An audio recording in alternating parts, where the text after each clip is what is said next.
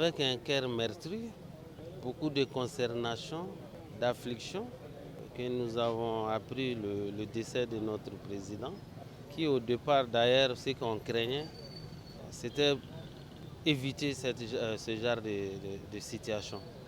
Malheureusement, on n'a pas été compris. L'irréparable s'est produit. On avait dit toujours que le président était malade, depuis à la maison centrale d'arrêt. Nous avons évoqué qu'il avait eu une opération sur le cœur et que son état de santé nécessitait un suivi rigoureux. Malheureusement, on n'a pas été compris jusqu'à ce que sa maladie s'est aggravée à la maison centrale d'arrêt et que dans la nuit, je crois, nuit tardivement à 22h, qu'il a été admis à la clinique Pasteur. De là-bas également, son état s'est fortement dégradé. Et je crois que le médecin traitant même était arrivé à la conclusion que le président était gravement malade et que le plateau technique n'était pas assez fourni, qu'il y a lieu de l'évacuer à l'étranger pour recevoir des soins. Et dès que nous avons porté ça à la connaissance des autorités du pays, de la transition, les autorités de la transition eux-mêmes ont commis une commission pluridisciplinaire pour faire une contre-expertise.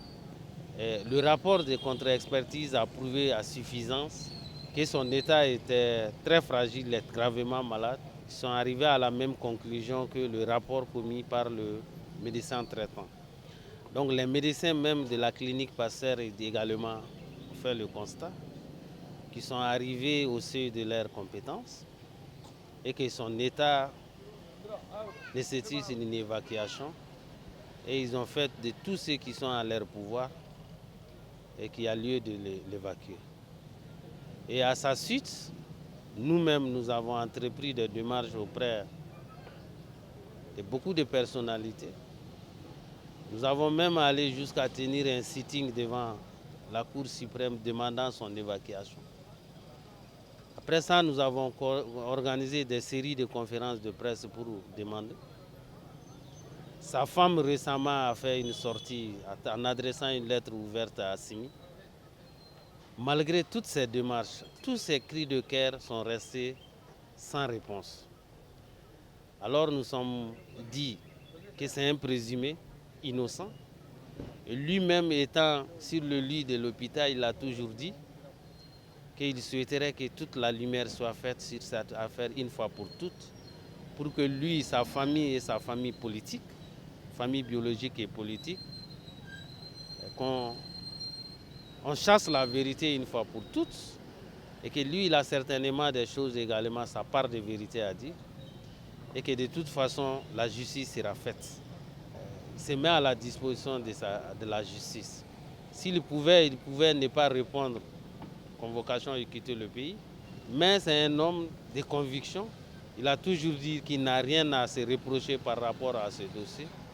Il avait foi à la justice de son pays, mais malheureusement, il a eu tort d'avoir confiance à la justice de son pays. De tristesse et de grande consternation pour la perte, comme vous venez tout juste de le dire aussi, d'un grand monsieur, d'un commis de l'État, qui a marqué de son empreinte les 30 années de parcours démocratique du pays, qui a eu à honorer de hautes fonctions de la République et qui a pu apporter ce qu'il a pu à l'avancée du Mali démocratique. Et voilà, donc vraiment c'est une grande tristesse, une grande perte pour le pays tout entier. Et si à cela s'ajoutent les circonstances dans lesquelles on l'a perdu, on aurait pu le perdre normalement à la maison en toute sérénité, en toute quiétude. Mais il est malheureux de constater qu'il est mort en détention.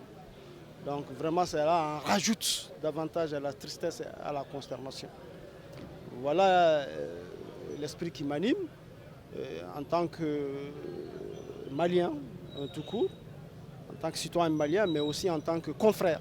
Parce que Soumaïlou Bemega aussi est un journaliste qui jouit d'une grande réputation dans notre milieu et qui faisait la fierté de la profession, puisque rares sont les journalistes au Mali qui ont atteint le niveau, les hauteurs et qu'il a pu atteindre dans l'administration et dans les fonctions étatiques. Je retiens un homme d'État, vraiment un homme d'État qui a une grande conscience de l'État, hein, un patriote qui ne met rien au-dessus de l'État.